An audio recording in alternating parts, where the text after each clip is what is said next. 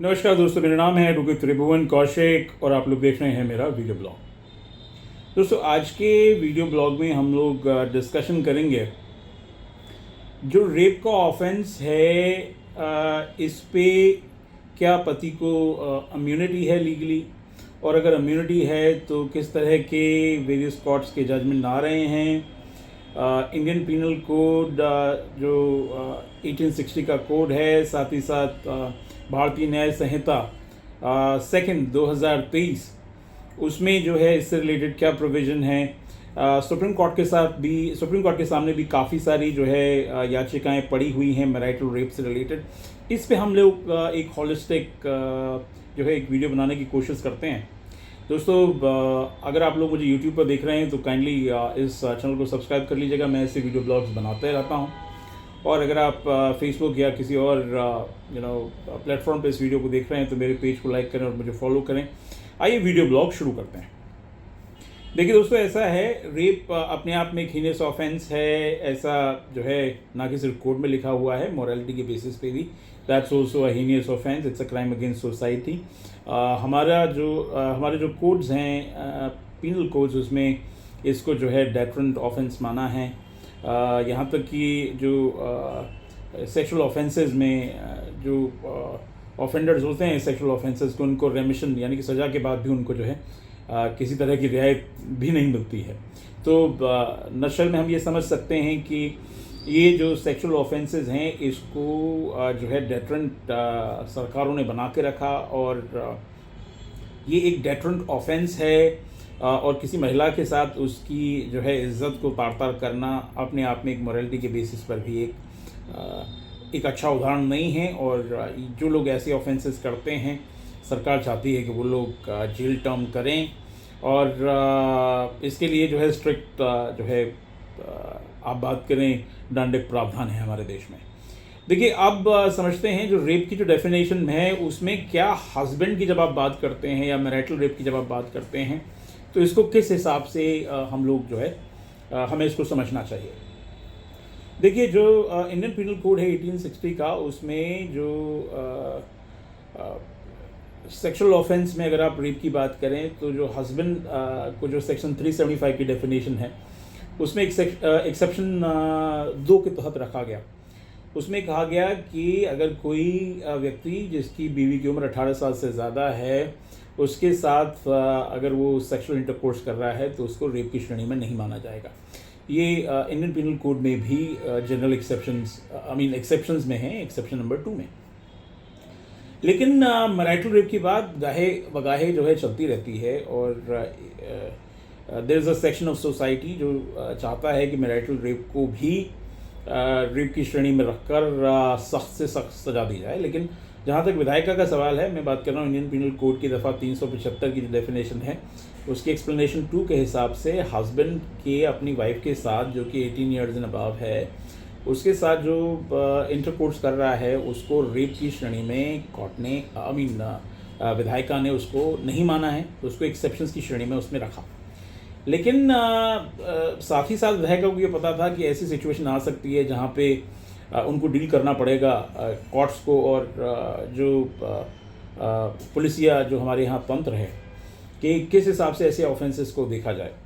तो अगर आप देखेंगे सेक्शन 375 में जो है एक्सप्लेनेशन 2 में रखने के बावजूद सेक्शन 376B जो है, अगर हस्बैंड वाइफ सेपरेशन में है, अगर उसके दौरान हस्बैंड अपनी वाइफ के साथ उसके कंसेंट के बगैर अगर सेक्सुअल इंटरकोर्स यानी कि संभोग या सेक्सुअल एक्ट करता है तो उसको रेप की श्रेणी में रखा गया है।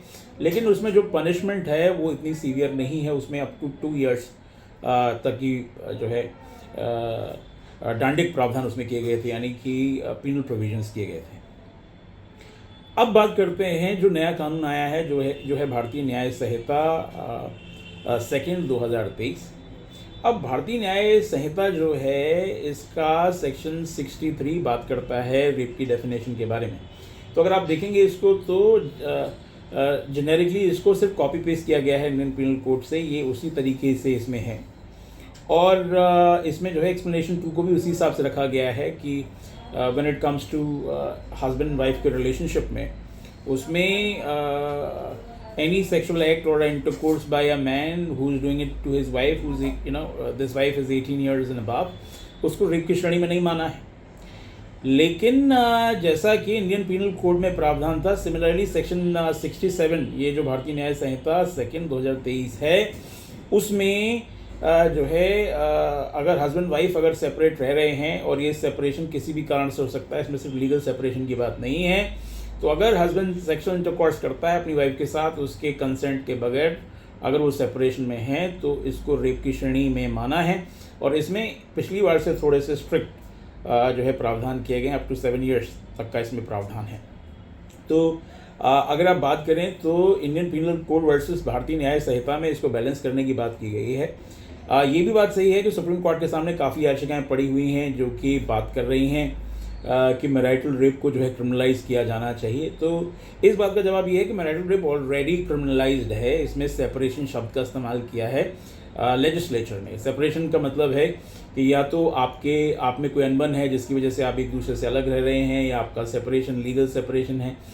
कई बार आप लोगों ने देखा है कि लोग जो है लीगली सेपरेट नहीं होते लेकिन एक दूसरे से अलग रहना शुरू कर देते हैं। ऐसी दशा में अगर हस्बैंड अपनी वाइफ के बगैर कंसेंट के उसके साथ सेक्सुअल इंटरकोर्स करता है तो वो एक ऑलरेडी क्रिमिनल ऑफेंस है as per Indian penal code as well as per Bharatiya न्याय संहिता सेकंड 2023 के हिसाब से।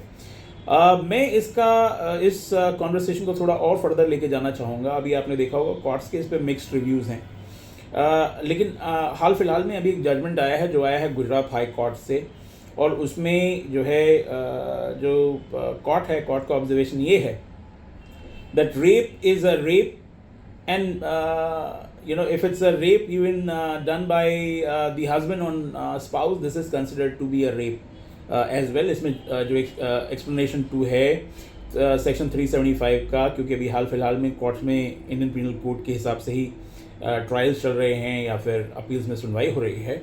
तो कोर्ट ने कहा कि rape is a rape even if it's done by the husband itself. इस मुकदमे के फैक्ट्स कुछ इस प्रकार हैं, हम प्रोसिक्यूटर्स की इन्फॉर्मेशन तो नहीं देंगे लेकिन फैक्ट्स इस प्रकार से हैं कि ये जो मुकदमा है इसमें जो प्रोसिक्यूटर एक्शन उन्होंने आरोप लगाए थे कि उनके जो हस्बैंड और उनके इन-लॉज हैं वो लोग जो है हस्बैंड जो है वीडियोस बना रहा था इन महिला की, और उस वीडियोस को जो है इन-लॉज देख रहे थे घर के दूसरे सीसीटीवी कैमरे के माध्यम से दूसरी स्क्रीन पर। तो कोर्ट ने ये कहा कि rape is a rape because when it comes to rape even if it's done by husband it should also be a rape. तो इस इंटरप्रिटेशन के आधार पे आप समझ सकते हैं मैं उन सवालों को जिनके बेसिस पे मैंने ये वीडियो शुरू किया था दोबारा से आपके लिए आंसर करने की कोशिश करता हूँ। Status for a marital rape, देखिए मैरिटल रेप पे ऑलरेडी हमारे यहाँ प्रोविज़न हैं, चाहे वो भारतीय दंड संहिता यानी कि इंडियन पीनल कोड 1860 हो या फिर भारतीय न्याय संहिता जो कि भारतीय न्याय संहिता सेकंड 2023 है।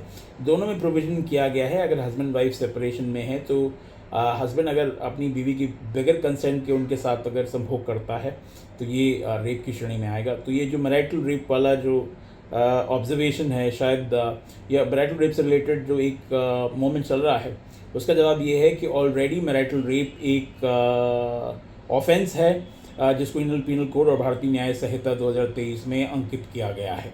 अब दूसरी बात कर रहे हैं क्या इस पर जनरल एक्सेप्शन लागू होता है? हाँ, अगर हस्बैंड वाइफ एक दूसरे के साथ रह रहे हैं, डेली वो एक दूसरे के साथ एक ही घर में रहते हैं, तो उस श्रेणी में जो है हस्बैंड के ऊपर रेप का ये जो ऑफेंस था अभी तक लागू नहीं हो रहा था। लेकिन क्योंकि इसमें अब बात की गई है सेपरेशन, ये सेपरेशन एक घर में रहकर भी हो सकता है, तो अब देखना होगा कि इसके इम्प्लीकेशंस क्या होंगे। लेकिन इंटरप्रिटेशन के आधार पर अगर हस्बैंड वाइफ एक घर में एक साथ रह रहे हैं तो ये जो एक्सप्लेनेशन 2 है section 375 as well as in section 63, section 375 Indian penal code, section 63 Bharatiya न्याय संहिता सेकंड 2023 में जो है उसकी डेफिनेशन के हिसाब से वो रेप की श्रेणी में नहीं आता है। तो दोस्तों I hope this video blog was of some help for you. आपको कुछ समझ में आया होगा रेप से रिलेटेड जब हम बात कर रहे हैं रेप बाय हस्बैंड इस टॉपिक पे। भाई आपने लगभग 10 मिनट के आसपास ये वीडियो ब्लॉग देख लिया है। वीडियो ब्लॉग सुनाने में थोड़ी सी मेहनत लगती है, तो कृपया करके आप सब्सक्राइब कर लें मेरे इस यूट्यूब चैनल को। अगर आप अभी भी इस वीडियो ब्लॉग को देख रहे हैं और अगर आपके कोई सवाल हैं तो मेरी कॉन्टैक्ट डिटेल्स मेरे पूरे वीडियो ब्लॉग्स के दौरान रहती हैं। आप मेरी टीम से संपर्क साध सकते हैं। I am a practising lawyer. I practise law throughout India in various high courts as well as before the apex court, Supreme Court of India। इस वीडियो ब्लॉग को देखने के लिए आपका बहुत बहुत धन्यवाद। नमस्कार दोस्तों।